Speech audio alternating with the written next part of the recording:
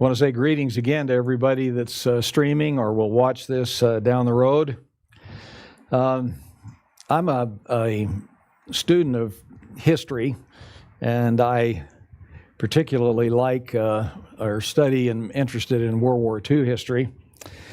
And one of the most embarrassing incidents in U.S. history is after Pearl Harbor, shortly after Pearl Harbor, was the incarceration of Japanese Americans.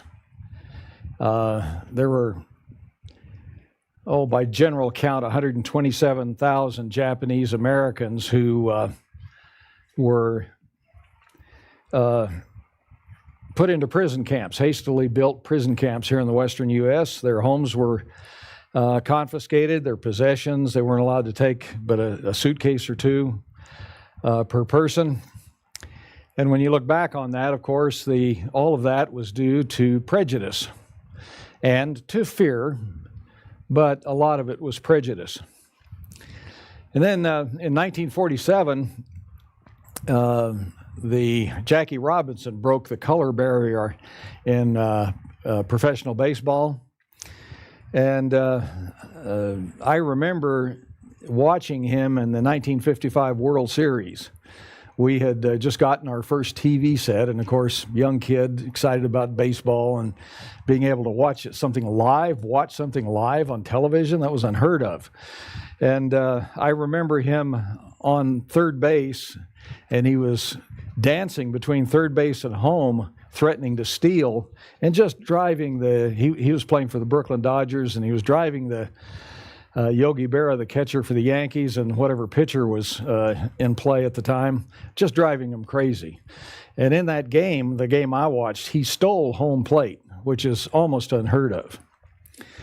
But look what he had to endure being the first black man to play in the major leagues. And everywhere he went, from hotels to restaurants to the playing field itself, he had to endure racial slurs and epithets. People threw things at him, people spit on him.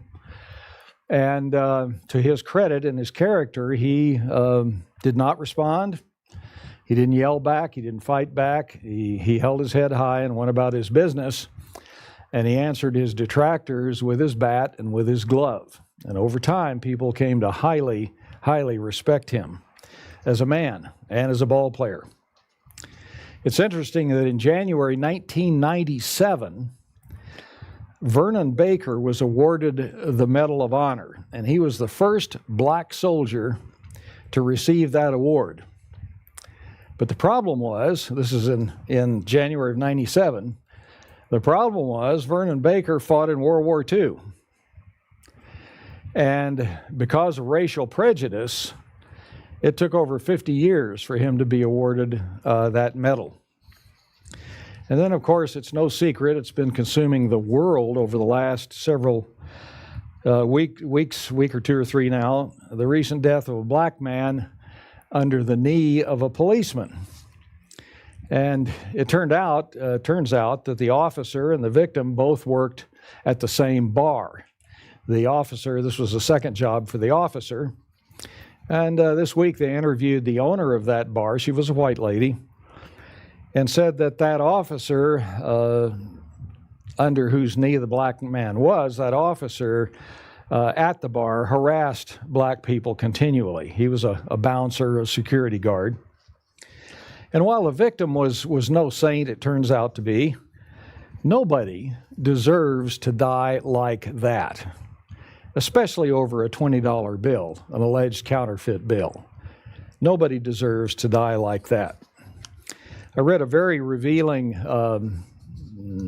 statement by Greg Popovich. Sports fans will know his name. He's 71 years old. He's the longest tenured coach in all of sports, and he is the highly esteemed coach of the San Antonio Spurs of the NBA. He's won 5 NBA championships, and he is a white man that coaches mostly blacks. And he had this to say this last Sunday. He issued a statement about this incident. Quote, in a strange, counterintuitive sort of way, The best teaching moment of this recent tragedy, I think, was the look on the officer's face. For white people to see how nonchalant, how casual, just about every day going about his job, so much so that he could put his left hand in his pocket, wriggle his knee around a little bit to teach this person some sort of lesson, and that it was his right and his duty to do it in his mind. Going on, he says, I think I'm just embarrassed as a white person to know that this can happen. To actually watch a lynching. We've all seen books, and you look in the books and you see black people hanging off trees. I think we've all seen that. And Popovich goes on to say, but we just saw it again. I never thought I'd see that with my own eyes in real time, he said. And all of us saw those few minutes where a man died under the knee of another human being. Now, these examples that I've just mentioned, and there are, obviously many more, are symptomatic of a pervasive, long-standing sin in the world, in this country, and sadly, even among some of God's people. And that is the sin of prejudice. So to define our terms, let's look at the Webster's definition of prejudice. It says, to have opinions formed without due knowledge or examination. To have opinions formed without due knowledge or examination. To prejudge. And synonyms for prejudice are bias, bigotry, partiality. And of course, I think most of us would say, well, I'm not biased. I'm not prejudiced. Well, as I've learned in my own life, we need to be real careful because sometimes we shouldn't be so quick to deny it if we look inside ourselves. Because all of us can have blind spots. I've had plenty of blind spots in my life. And in my almost 55 years now in God's church, I've heard prejudicial comments from brethren toward American Indians, toward Latinos, toward blacks, toward those not called, or toward those in other groups. So let's ask the question today of each one of us, and I'm asking it of myself, am I prejudiced? That's the title of the sermon. Am I prejudiced? Okay, the first point we want to make is that ancient Israel was a prejudiced nation. God did not want it that way, but Israel became a prejudiced nation. Let's go to Isaiah 65, and we'll begin in the beginning of that chapter. Verse 1, Isaiah 65. I'm going to read this out of the New King James. And if you want to, later you can check Romans 10, because Paul quotes Isaiah 65 in Romans 10. In Isaiah 65, verse 1, Yehovah is speaking. And he says, quote, I was sought by those who did not ask for me. I was found by those who did not seek me. Here I am, I said, to a nation that was not called by my name. I have stretched out my hands all day long to a rebellious people who walk in a way that is not good, according to their own thoughts, a people who provoke me to anger continually to my face, who sacrifice in gardens and burn incense on altars of brick, who sit among the graves and spend the night in the tombs, who eat swine's flesh. A lot of religious people eat swine's flesh today. And the broth of abominable things that is in their vessels, all manner of food in a jambalaya, so to speak. Verse 5, who say, and we're getting to the point, who say, this nation, keep to yourself, do not come near me, for I am holier than you. And Yehovah's response to that is, these are smoke in my nostrils, a fire that burns all the day. And what is happening is those people, this nation, is looking down on others because they're not like us and they don't meet our standards. Therefore, they are inferior and we are superior. And of course, that was carried over to the disciples because they came out of that culture. Let's go to Galatians 2 and verse 11. Galatians 2 and verse 11. Paul is writing about an encounter with other apostles, including Peter. I'm going to read this out of the New King James.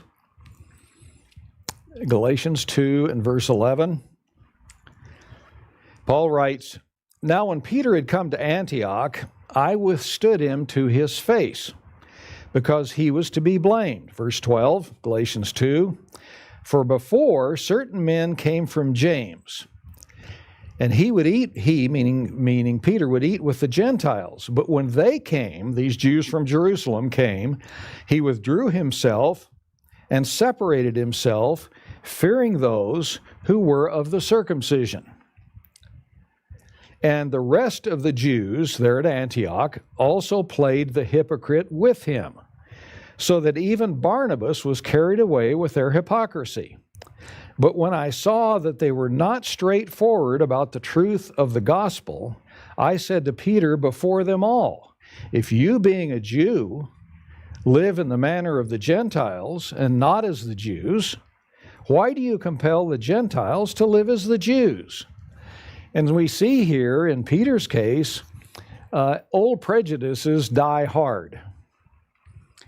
And God used Peter to open up, as we're going to see in a minute, the gospel to the Gentiles. But yet these prejudices and the opinions of others sometimes cause these old prejudices of ours to have a very hard, very long, very slow death. This first point is pointing out the fact, and there's many other examples we could use, but for the sake of time, just these. Israel and the Jews were extremely prejudiced. At the time of Christ, if a Jew's sleeve touched a Gentile, he would go home and wash himself and wash his clothes because he was now unclean and polluted.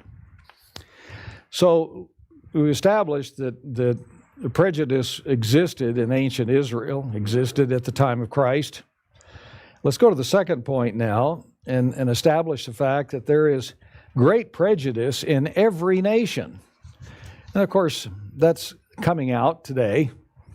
It's been long simmering over the decades, over the centuries, over the millennia. But since we don't have time to look at every nation, let's just look at the United States. Some of it applies to Canada or Australia. It applies to all nations, but let's just look at the United States. There's even in the United States, you wouldn't think so, a geographical prejudice. We have the whole issue of the North and the South. And even today, 150 years after the Civil War, we have some people still fighting the Civil War. And you see people draped in Confederate flags walking around. NASCAR just recently had to deal with that, and they're banning people wearing the Confederate flag into NASCAR races whenever they have fans admitted again. But we're still fighting the North to the South, and there's prejudice on both sides. And then, of course, geographically, you have the prejudice. All Southerners are rednecks. All Californians are fruitcakes. And Midwesterners, all the Midwesterners are hayseeds. They have a stalk of hay sticking out of their mouth. And, the list goes on and on and on. Prejudice by just where you grew up. And then prejudice against other nations, especially after World War II. I don't want to honor or bring note to the prejudicial names used to describe Japanese, Germans, and Italians that all came out of the time of World War II. And at the time of the Vietnamese War, there was prejudice against the Vietnamese. I had a roommate in Texas A&M. It's all male, all military, and my senior year, we were, thought most of us would be going to Vietnam. He did go to Vietnam. And he said before he left, he was going to be a pilot, and he said, "I just want to kill gooks." Okay. Well, who are they? And what are their families like? And what are their lives like? But you see, that's just a built-in prejudice. Because if you can demean the people that you're going to kill, then it doesn't hurt so bad sometimes. There's prejudice between men and women. Some men feel that women are to be dominated, subjugated, and abused, and they look down on them.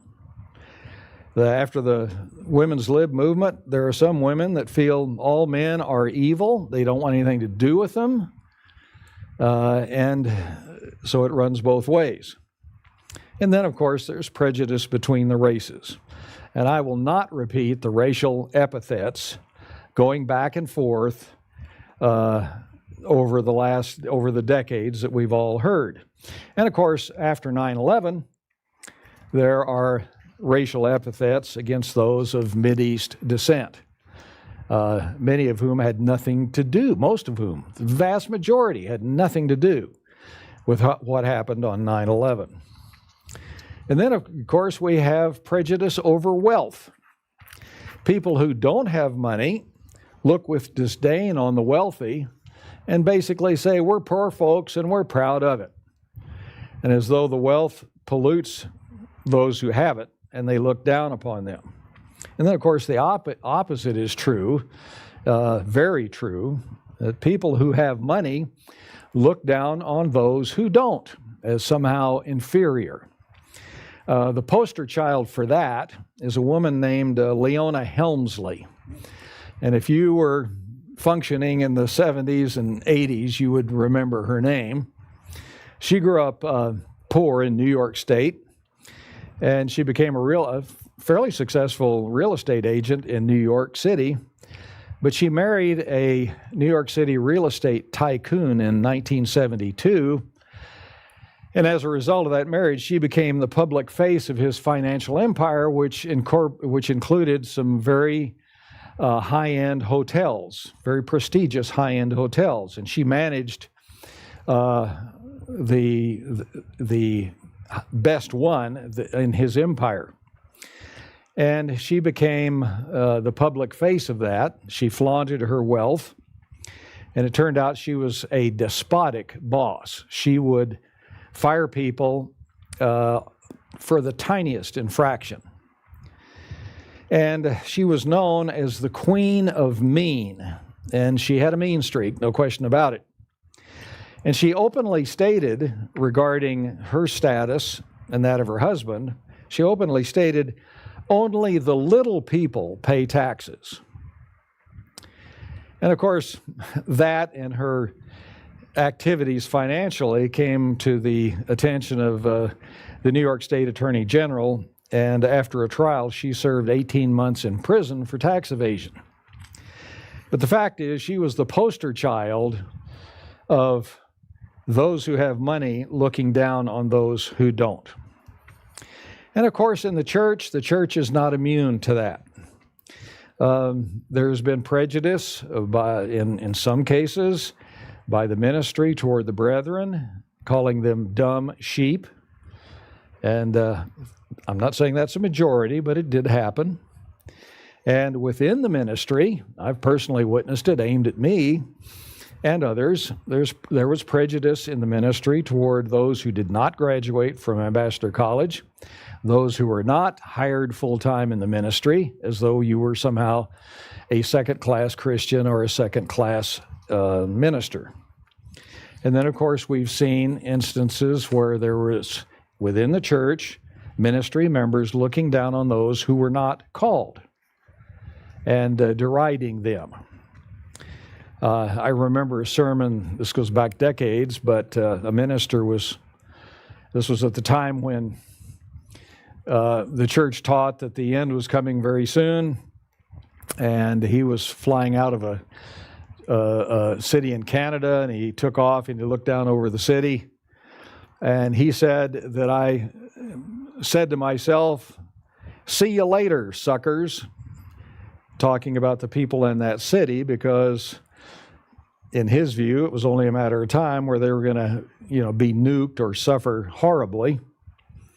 And so because they're not called, somehow they, I guess, are worthy of that suffering. And then, of course, today we have prejudice against those who look down on others because they are not part of the group that they're in. And there are some leaders who do not allow their brethren to communicate with those of other groups.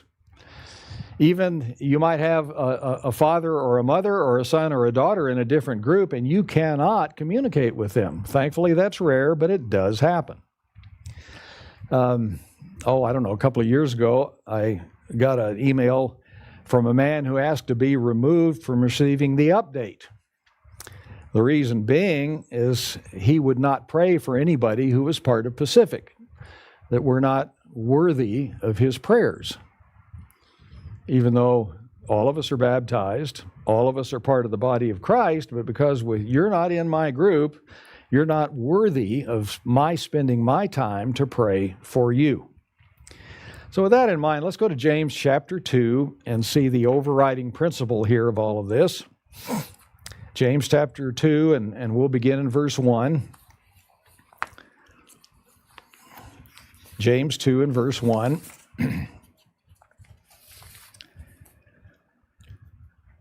We're talking about prejudice pervasive everywhere.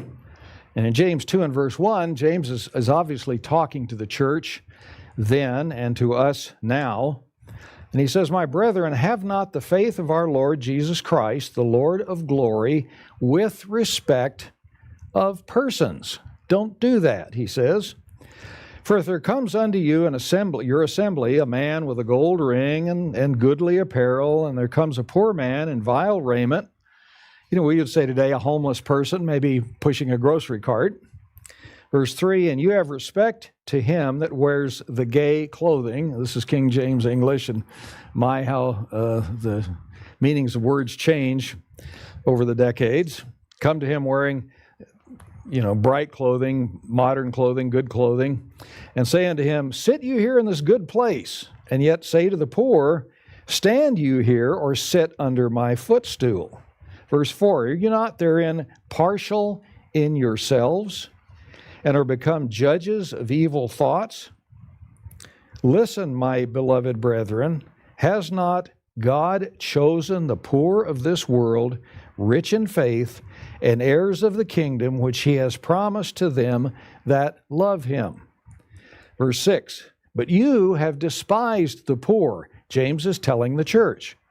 "Do not rich men oppress you and draw you before the judgment seats? Do not they blaspheme that worthy name by the which you are called? If you fulfill the royal law according to Scripture, you shall love your neighbor as yourself. If you do that, you do well," he says.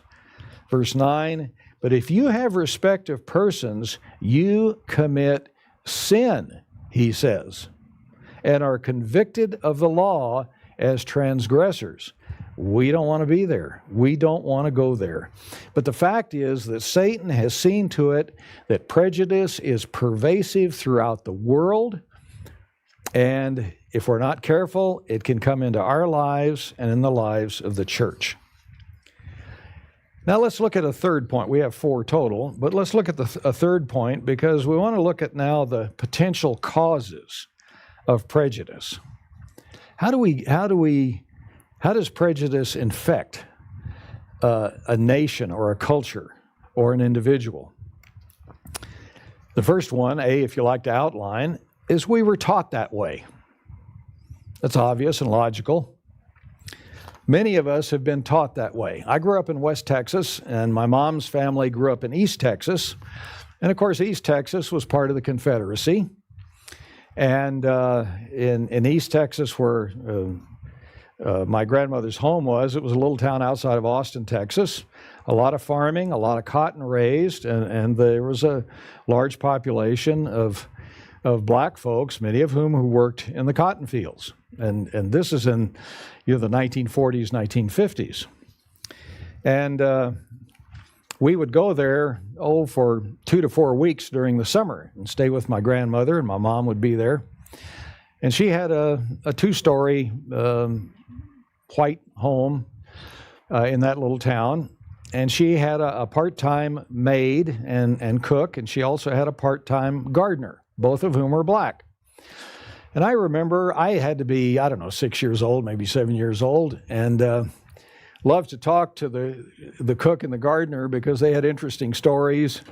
And the black woman who was a cook had a great sense of humor, and she would slip us a piece of pie or cake or something, or a cookie that we dearly loved. And I remember after we got there one summer, this was just my first memory, and of course it's hot, humid, no air conditioning back then, and the houses were designed with a screened-in porch at the back, and that's where you ate your main meal, which was the noon meal, and it was hot. Of course, when you're a kid, you don't pay much attention to that. And so this black cook served the meal, and we started eating, and then I looked out into the backyard through the screen, and she and the gardener were sitting under a tree by themselves eating. And I remember it like it was yesterday, because I asked my mom, I said, "Mom, why don't they come in and sit with us? And why are they there by themselves? Well, they're part of the household. Why don't they come and sit with us?" And she says, "Well, that's just the way we do things." And I said, "But Mom, we like them, and they were fun to be around. Well, why can't they come and eat with us?" And of course, you got the standard answer: "Then shut up and eat your peas." And so, okay, you do. But that was my first introduction to that, and it was taught, you see, and that's how it started. And I remember I went to Texas A&M, which is north of Houston, about 90 miles, and in that same general area. And in my senior year, Texas A&M at that time was all male, all military, and all white. No women, but all white. And there were, 5,000-6,000 cadets. And at my senior year, during my senior year, at the start of my senior year, 2 black freshman cadets were admitted. Never happened before. And A&M had been in existence over 100 years. Never happened before. And the first year at A&M was basically a year-long boot camp with hazing, physical hazing, mental hazing, emotional hazing, and you were berated and screamed at and yelled at. But these two black boys, it was just unbelievable what they had to endure. Racial epithets about their parents, about their grandparents, and all of that. And it was just brutal. They were horribly persecuted. And I was a senior at the time, and they weren't in my outfit, weren't in my dorm. But I saw that, I heard about it, and one night I just decided I'm going to go visit these two. And so I went into their dorm at night, and nobody was around. I had previously found out their room, and the rooms had to be open for freshmen, not allowed to shut the door. So I walked in, and here a senior walks in, and they popped to attention, and I put them at ease and just said, "Just want to talk to you a minute." And I said, "I know you're going through a rough time, and I can't even imagine what you guys are going through. But please understand, there are cadets here and men here that are behind you. We don't want to see you kicked out. We don't want you to quit. And we want you to succeed. So just understand that and know that." But what else can you say? But they were 2 scared young cadets right out of high school. And it was a sad thing. It was really a sad thing. And then we're talking about learning, how we learn prejudice. And of course, the cadets, the senior class and all 3 upper classes, there was great racial prejudice at that time. Not with everybody, but enough to make it very difficult. And then I was in Detroit in 1967. I had a job after I got out of the Air Force, and that's when the riots occurred. The racial riots occurred in Detroit. kind of similar to what's happening earlier and a couple of 3 weeks ago here in the United States. But there were National Guard tanks going down the streets of Detroit. And during those riots that covered many days, 43 people were killed. There were over 1,000 injured, over 7,200 arrests, and more than 2,000 buildings destroyed. Just gutted certain parts of Detroit. And at that time, there was open hostility between the races. You could cut it with a knife. And both blacks and whites had to be very, very careful. I mean, law-abiding ones had to be very, very careful. And at that time, for the safety of everyone, the Detroit church had to be segregated, just for everybody's safety. And I had just started giving sermonettes in '69, and I think it was my second or third sermonette. I spoke at the black church, and so walked in, and they were just a riot. Just loved being around them because they were so humorous and so funny, and it just made you feel welcome. Walked in and got settled, and I got up to speak, and I looked out, and I realized at that moment I was the only white person in the room. There were probably, 200, 300 black folks, and I'm the only white guy. I was the minority. And so I got a little taste that day of what it was like to be a black man in a white man's world. I was a white man in a black man's world, and I got a little taste of that. And it gave me a different perspective. And, the fact is, though, that prejudice runs both ways, because I met a young couple there. They were newly married, black couple at the black church. And so the next time I spoke, they said, "Why don't you come to dinner with us?" And I said, "Of course, love to." So after services, I said, "Well, I'll follow you." And he said, no, better not do that. He said, you ride in our car and leave your car in the parking lot, and we'll bring you back after it's over with. So we took off for his neighborhood. As we got close to the neighborhood, he looked in the back seat and says, "Maybe you ought to scooch down a little in the seat." I thought, okay. So we pulled up in front of their house, and it was a 2-story white shingled home, and it had been a larger home turned into apartments, and they had an apartment there. So I did as he said, and he said, "Stay here, and we'll go get the apartment open." So he and his wife ran up, opened the apartment, and he said, "Just stay here till I come for you." And he came out on the porch, and he looked up and down the street, waited a few minutes, and then he went like this. So I got out of the car and quickly ran into the apartment. And we had a great dinner, wonderful time. And I said, "What's going on here?" And he said, "There are people in this neighborhood, if a white man, if they knew I was eating dinner with a white man, we'd have trouble. I'd have people on our front stoop knocking on our front door. And so we just need to be careful." We had a great time. Took me back, again, we went through the procedure again, looking both ways, running out the car, ducking down. Finally went back, got in my car, and went home. But prejudice runs both ways. And if parents are prejudiced, it's likely the kids will be prejudiced.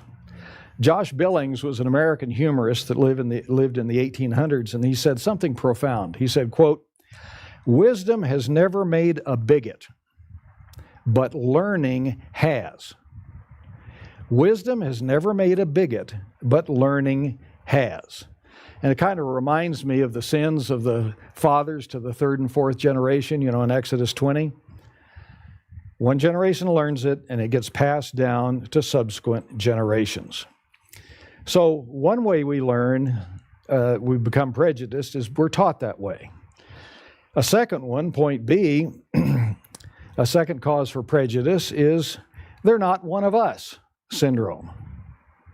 Because they're not like us or one of us, then we can be prejudiced toward them. There are those who wanted to kill Jesus Christ. They wanted to toss him off the top of a hill. And we won't go there in Luke chapter 4.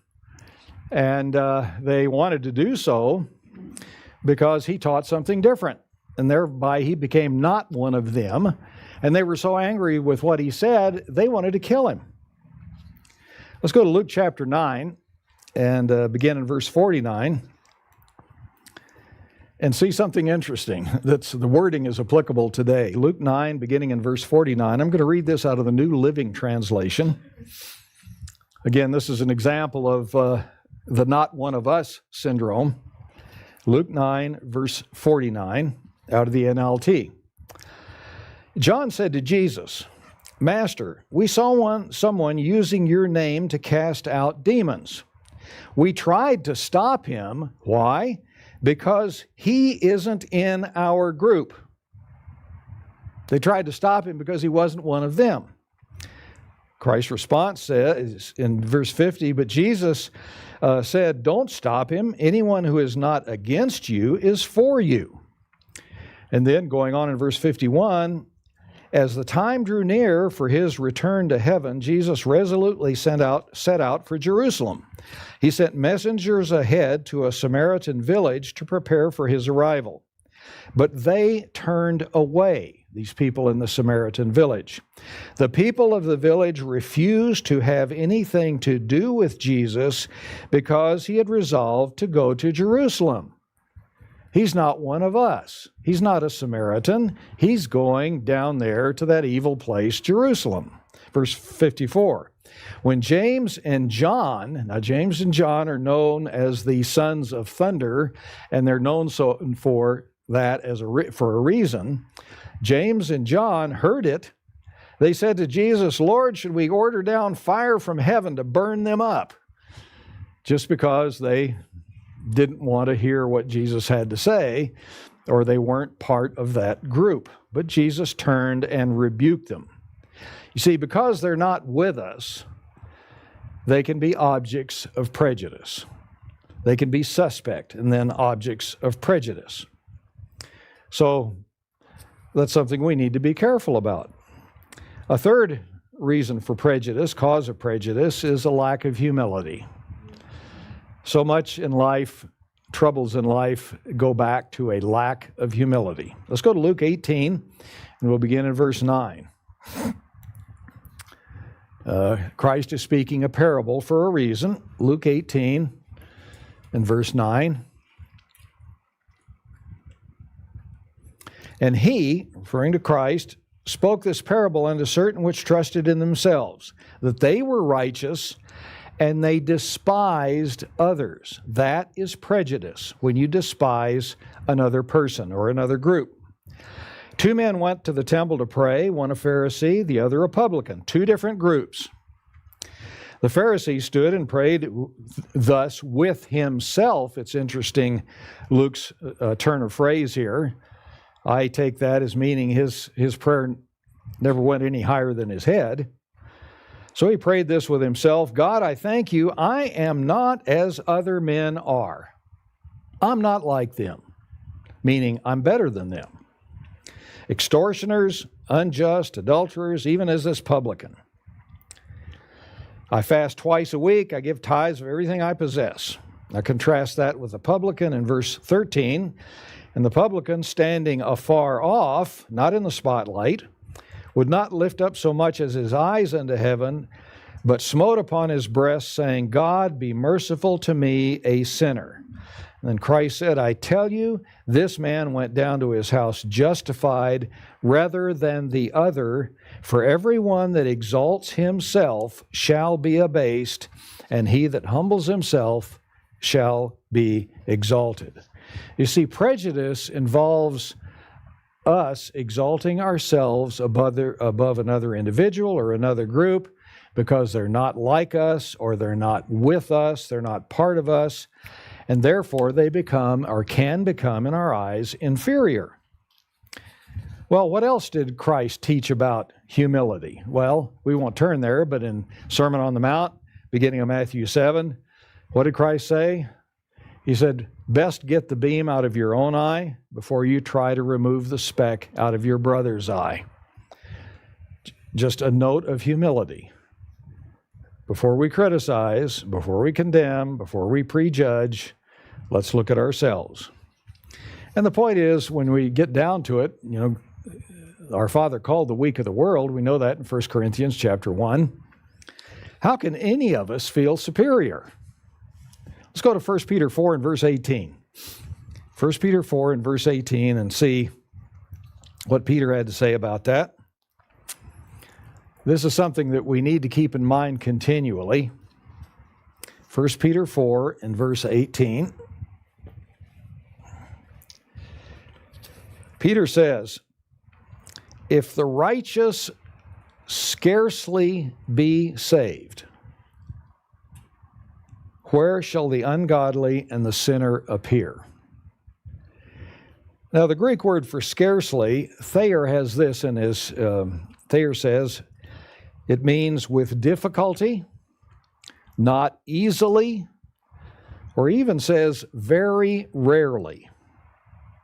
If the righteous are very rarely saved, or with great difficulty saved, then how can we, who have yet to be saved in the end result, how can we feel superior to anybody? So as we've seen here, there are many causes of prejudice. Many, many causes. Now let's go to the fourth and the final point. This will take the rest of the sermon.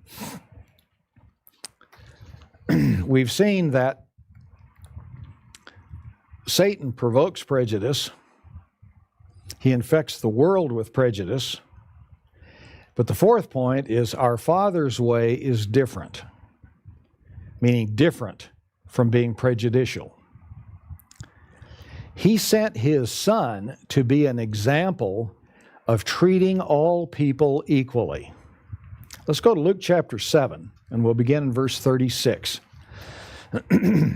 Luke chapter 7, verse 36. I'm going to read this out of the New Living Translation. It's interesting. Luke 7, verse 36. And we're told in verse 36 of Luke 7, one of the Pharisees asked Jesus to come to his home for a meal. So Jesus accepted the invitation and sat down to eat. Verse 37, a certain immoral woman heard he was there and brought a beautiful jar filled with expensive perfume. Now, as we read on in the context, the woman was likely or had been a prostitute, but came there because of Christ's teachings. She was moved by those teachings. Verse 38, she knelt behind him at his feet, weeping. Now, it was common practice in those days to recline while eating. There was a low table. You faced the table, but you were reclining on one elbow, often as not. And so therefore, your knees were bent and your feet were behind you. And she came up behind him, weeping because she was obviously deeply repentant about who she was, who she had been. Going on in verse 38, her tears fell at his feet, and she wiped them off with her hair. And she kept kissing his feet and putting perfume on them. Now, kissing the feet is not a Jewish practice. So therefore, we can likely conclude that she was a Gentile. And you put yourself in her case, this is probably all that she knew what to do. She was repentant, she was sorrowful, and she didn't know what else to do but to buy some perfume and come in and anoint his feet, and then she started crying, and then she started kissing his feet. Now, we're not told how she got into the house. I doubt a Pharisee would willingly let her in, but somehow she got into the house. We're just not told. Verse 39, when the Pharisee who was host saw what was happening and who the woman was, he apparently knew her, he said to himself, this proves that Jesus is no prophet. If God had really sent him, he would know what kind of woman is touching him. She is a sinner. Verse 40, then Jesus spoke up and answered his thoughts, being the prophet he was. Simon, he said to the Pharisee, I have something to say to you. All right, teacher, Simon replied, go ahead. Verse 41, then Jesus told him this story. A man loaned money to two people, 500 pieces of silver to one, 50 pieces to the other, but neither of them could repay him, so he kindly forgave them both, canceling their debts. Who do you suppose loved him more after that? Simon answered, he says, well, I suppose the one whom he canceled the larger debt. That's right, Christ said. In verse 44, he then turned to the woman. He was looking at her. She was behind him. But he said to Simon, look at this woman kneeling here.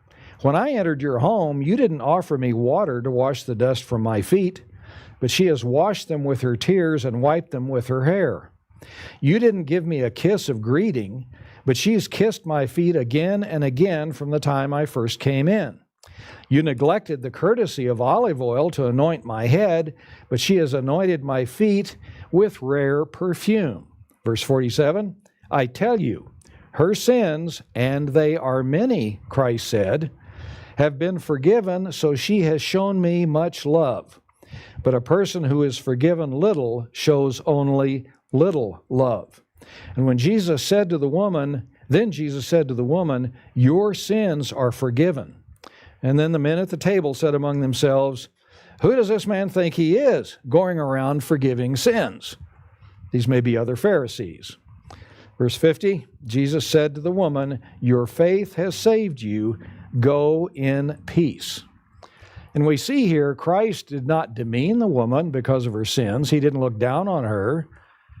And he treated the Pharisee and the woman as on an equal basis and set us that example. Now let's go to Luke chapter 15. We're here in Luke. We'll start in verse 1. Chapter 15, verse 1 of Luke. I'll read this out of the NIV. Here is another example of Christ treating people with equality. Luke 15, verse 1, NIV. Now the tax collectors and sinners were all gathered around to hear him. These were the people the religious leaders would have nothing to do with. Verse 2, but the Pharisees and the teachers of the law muttered, this man welcomes sinners and he eats with them. How dare he do that? Verse 3, when Jesus told him this parable, suppose one of you have 100 sheep and loses one of them. Doesn't he leave the 99 in the open country and go after the lost sheep until he finds it? And when he finds it, he joyfully puts it on his shoulders. He goes home, calls his friends and neighbors together and says, rejoice with me, I have found my lost sheep.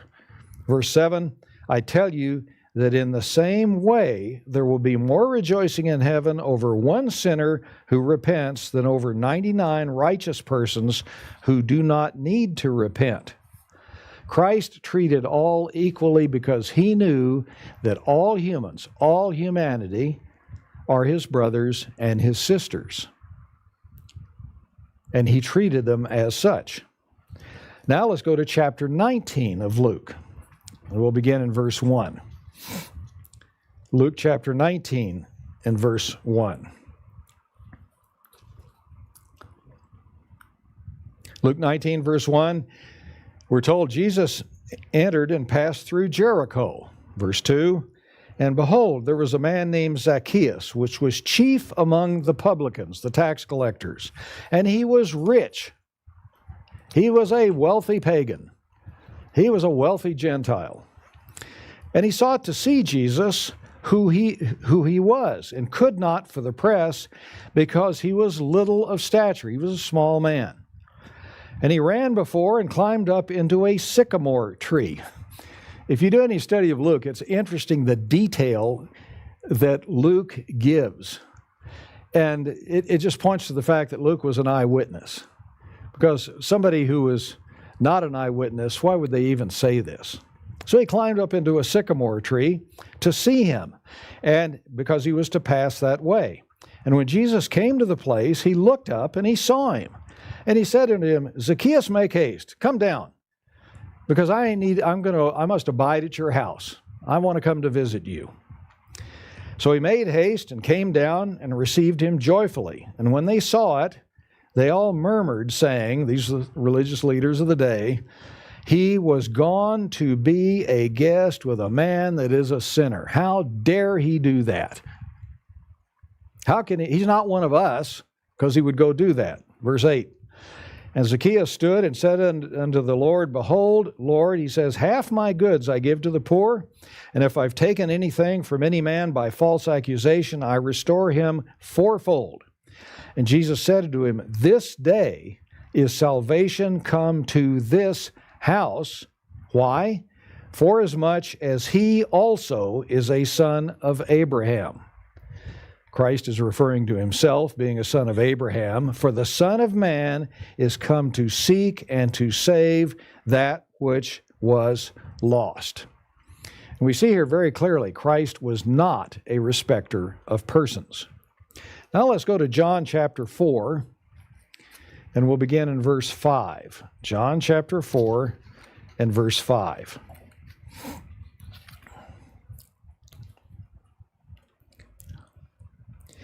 Then came he, John 4, verse 5, referring to Christ, to a city of Samaria, which is called Sychar, and that's at the foot of Mount Gerizim, near the parcel of ground that Jacob gave to his son Joseph. So when the northern 10 tribes were taken captive and moved out of the land by the Assyrians, they shipped in other captive people, as was their custom, to settle the land, so that people were in a strange land, they were less apt to revolt.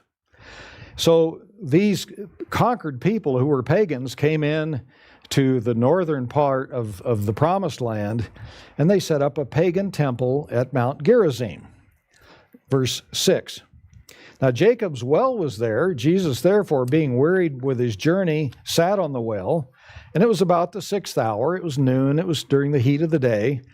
There came a woman of Samaria to draw water. And Jesus said to her, Give me a drink, he said. Now, no Jew would even think of drinking from the cup of a Samaritan. Any Samaritan, man or woman. Going on in verse 8, his disciples were gone away to the city to buy food, so that's why he was alone. Then said the woman of Samaria to him, How is it that you, being a Jew, asks a drink of me, which am a woman of Samaria? For the Jews have no dealings with the Samaritans. You see, this Samaritan woman, or could man too, was viewed by the Jews as unclean from birth, according to the Talmud. And a Jewish man would not carry on a public conversation with any woman, much less a Samaritan woman. That was just not done. Verse 10, Jesus answered and said unto her, If you knew the gift of God, and who it was that said to you, Give me something to drink, you would have asked him, and he would have given you living water. And the woman said to him, Sir, you have nothing to draw with. The well's deep. How can you have living water? Verse 12, Are you greater than our father Jacob, which gave us this well, and drank thereof himself, and his children, and his cattle? You see, the Assyrians didn't take all of the Israelites out, the northern 10 tribes. They couldn't get everybody. And so when these pagans moved in, there began to be a syncretism between their pagan religion and the extant religion of Israel. And it became perverted and polluted and all mixed up together. But you can see that this woman, just over the decades, over the centuries, viewed herself and her heritage as part of this land, and Jacob being part of that. Verse 13. Jesus answered and said unto her, Whosoever drinks of this water shall thirst again, but whosoever drinks of the water that I shall give him shall never thirst, but the water I shall give him shall be in him a well of water springing up to eternal life. The woman said unto him, Sir, give me this water that I thirst not, neither come here to draw. I don't have to come here to draw anymore. And Jesus said to her, Go call your husband and come here. Well, he knew what he was doing. Verse 17, the woman answered and said, I have no husband. And Jesus said unto her, You have well said, you have no husband. For you have had 5 husbands, and the one you now have is not your husband. And in that you answered correctly. It's interesting also that she was by herself. She was not in a group of other women, and that's probably because of her immorality. The other women did not want anything to do with her. Verse 19, that's my speculation, but seems logical to me. Verse 19, the woman said unto him, Sir, I perceive you are a prophet. Boy, that's the understatement of all times. Verse 20, our fathers worshipped in this mountain, and you say that in Jerusalem is the place where men ought to worship. Jesus said unto her, Woman, believe me, the hour comes when you shall neither in this mountain nor yet at Jerusalem worship the Father. No question about who was being worshiped here. Verse 22, you worship you know not what. We know what we worship, for salvation is of the Jews. But the hour is coming, and now is, when the true worshipers shall worship the Father in spirit and in truth. For the Father seeks such to worship him. That was true then, it is true today. Verse 24, God is a spirit, and they that worship him must worship him in spirit and in truth. James Smith touched on that in his last sermon.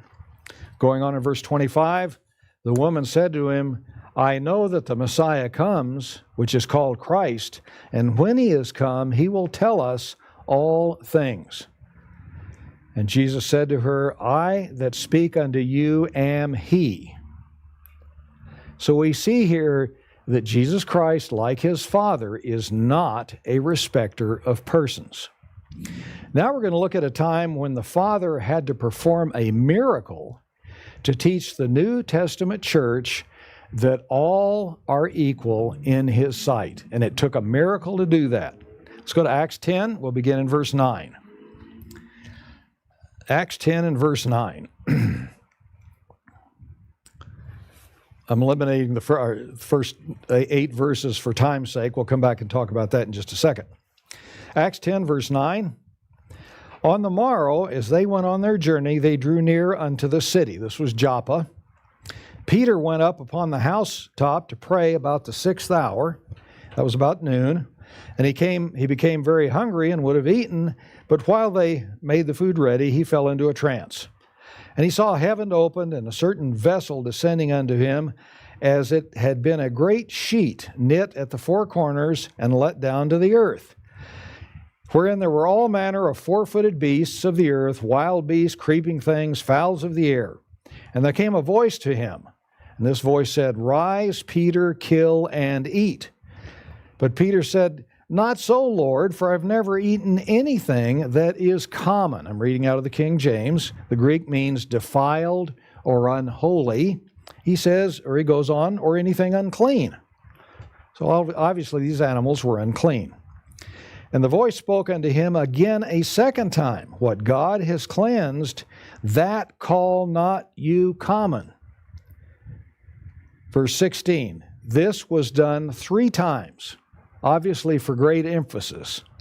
And Peter was familiar with that because you remember Christ said to him 3 times, Feed my sheep, feed my lambs, for emphasis. And obviously Peter, I'm sure, would remember that. So it was told 3 times, done 3 times, and the vessel was received up again unto heaven. Now, while Peter doubted in himself what this vision which he had seen should mean, behold, the men which were sent from Cornelius had made inquiry of Simon's house and stood before the gate. They called and asked whether Simon, whose surname Peter, was lodged there. Now, Cornelius was a centurion. That means he was a commander of 100 soldiers. And in the first 8 verses of the chapter, an angel told him to seek out Peter. So he sent a delegation to Joppa. Verse 19, while Peter thought on the vision, the Spirit said unto him, Behold, 3 men seek you. Arise therefore, and get you down, and go with them, doubting nothing, for I have sent them. Verse 21, then Peter went down to the men which were sent unto him from Cornelius, and said, Behold, I'm the one that you seek. Why are you here?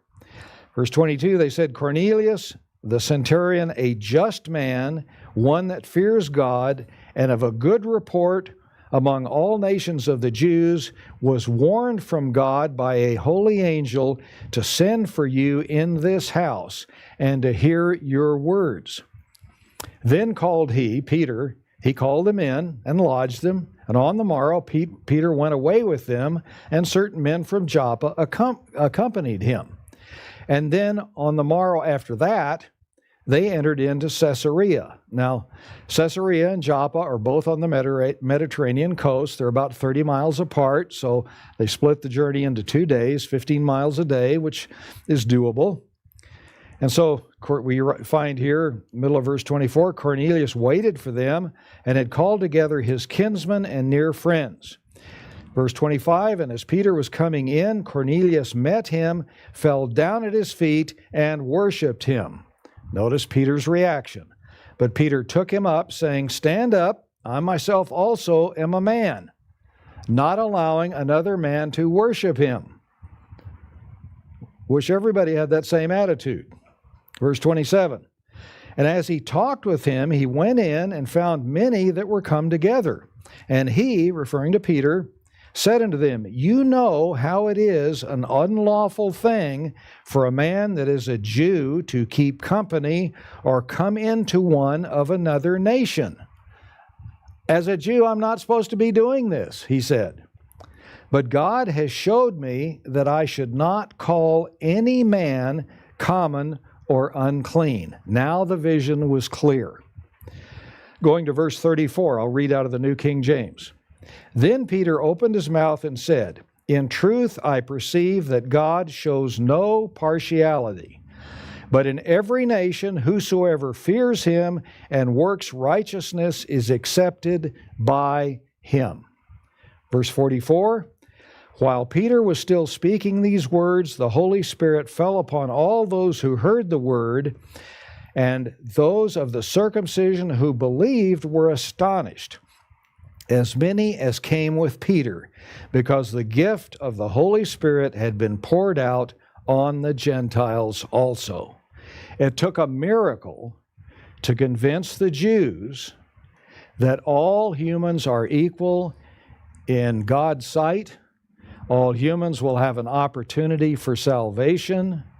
And obviously the message for all of us is we should treat and interact with all people equally.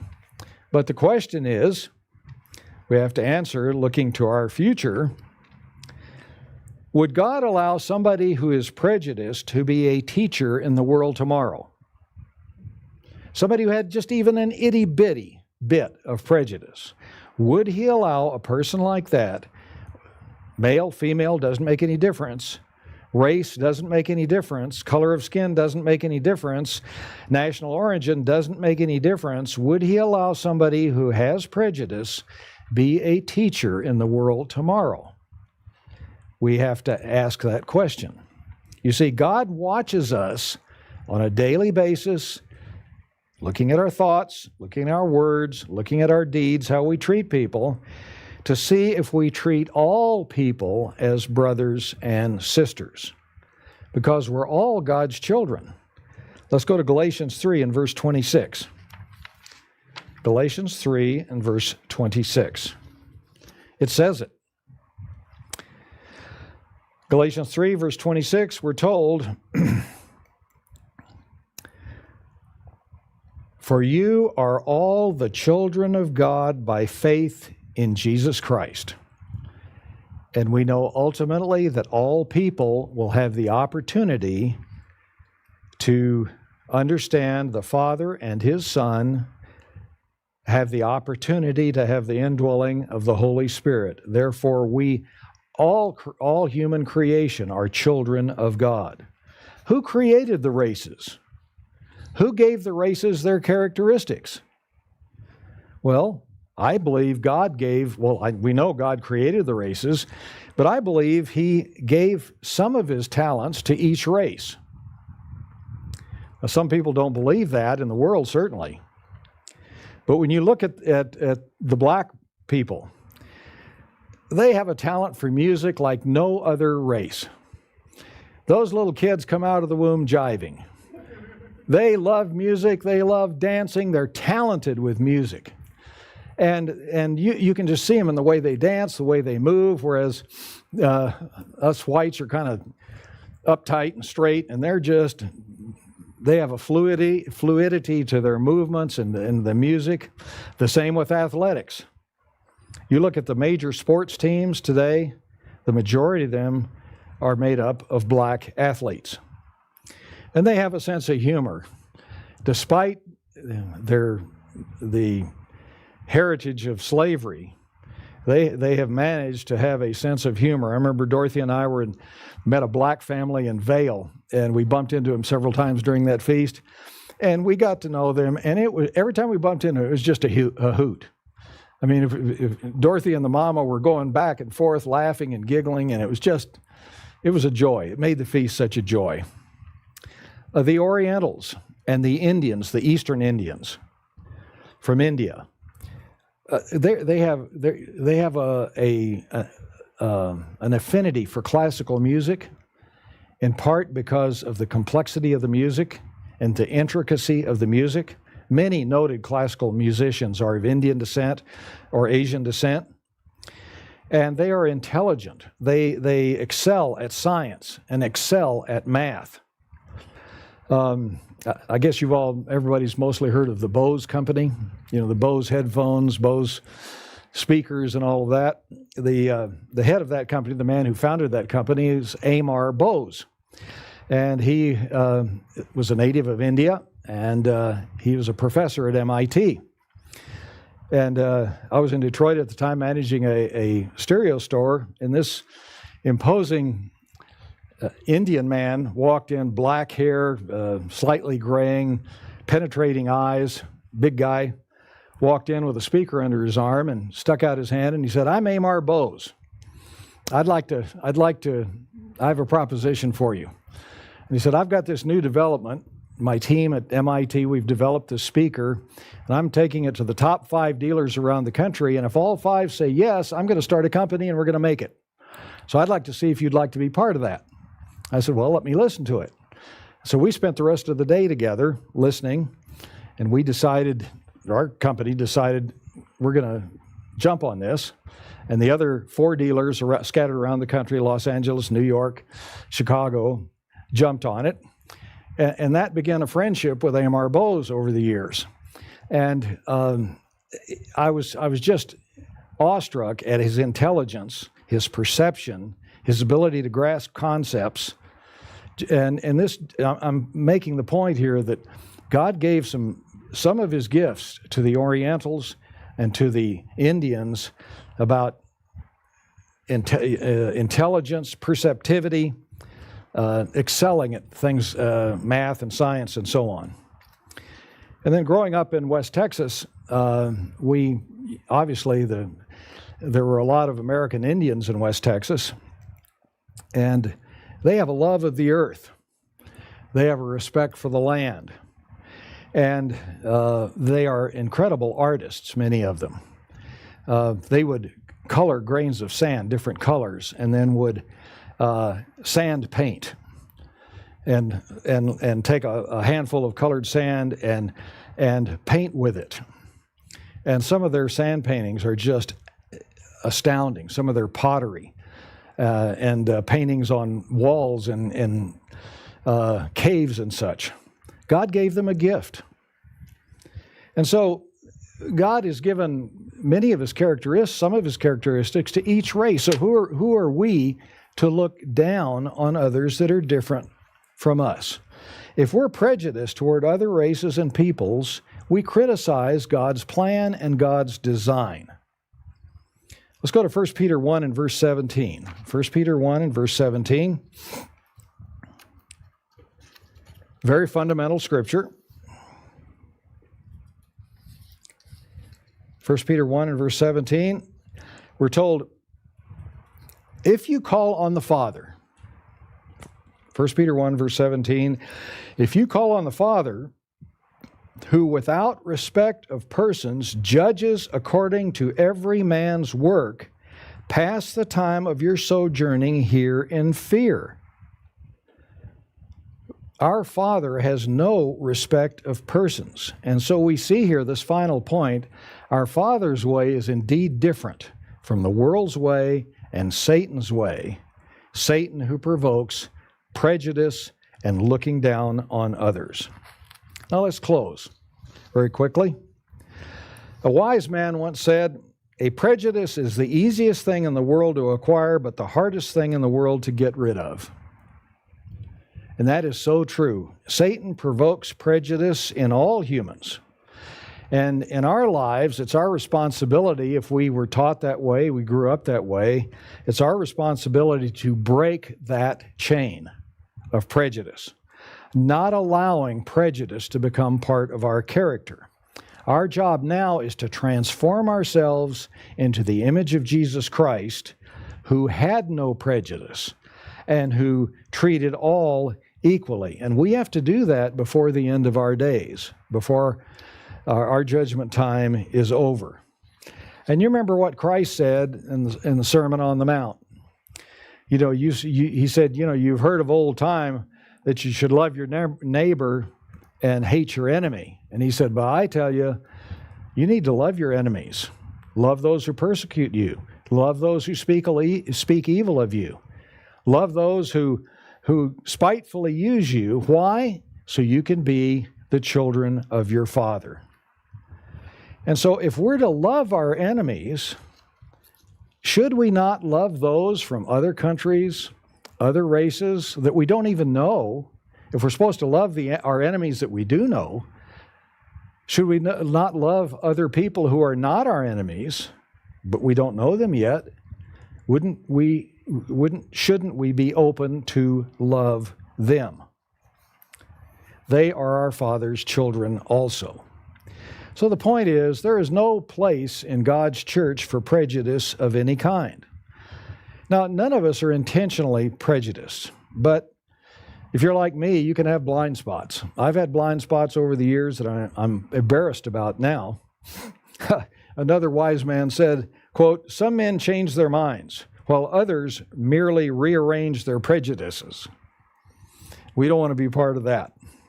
But it comes down, as we keep learning over and over, to the two great commandments. Love our Father with all our being, all our might, and He is the one who created the nations. He created the races for His pleasure. And the second great commandment is to love our neighbor as ourself. And the way to do that is found in this one final scripture. Let's go to Philippians 2 and verse 3. This is how we love our neighbor, and by extension, all humanity is our neighbor, inside the church, outside the church. But this is the way to do it. Philippians 2 and verse 3. I'll read this out of the New King James. Let nothing be done through selfish ambition or conceit, but, this is how everything should be done, in lowliness of mind, let each esteem others better than himself. If we have that degree of humility, we'll have no prejudice. And we will treat others better than ourselves. In that environment, prejudice has no foothold. It has no soil in which to grow. Prejudices are generally against people, and our Father created all people, the different races, the different nations, the different colors of skin, and in part, I believe He did so as a test for us to see if we can love those who are different from us. And now, in this situation that we're in, all of us should look forward to the time when we can know and teach and love all people of all nations and all races.